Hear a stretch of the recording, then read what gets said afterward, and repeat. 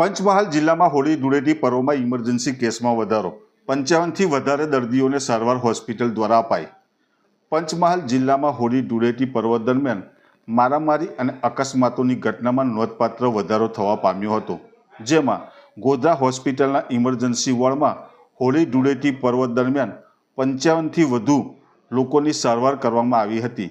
આ પૈકી 12 જેટલા ગંભીર રૂપે ઘાયલ દર્દીઓને વધુ સારવાર અર્થે વડોદરા રિફર કરવામાં આવ્યા હતા। તેમજ હિટ એન્ડ રન અકસ્માતમાં મોપેડ સવાર એક ઈસમનું મોત નીપજ્યું હતું।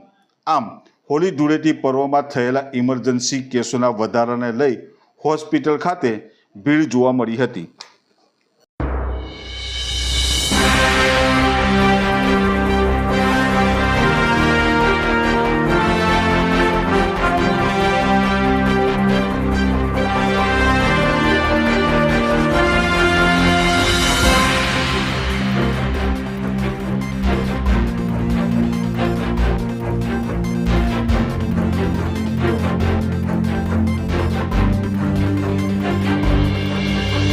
રોજ ગોધરા સિવિલ હોસ્પિટલ ખાતે ઇમરજન્સી ડિપાર્ટમેન્ટમાં મારામારીના 33 તથા અકસ્માતના 23 એમ 55 દર્દીઓ લાવવામાં આવેલા, જેમાંથી 12 દર્દીઓને વધુ ઈજા જણાતા સારવાર અર્થે આગળ રિફર કરવામાં આવેલ છે।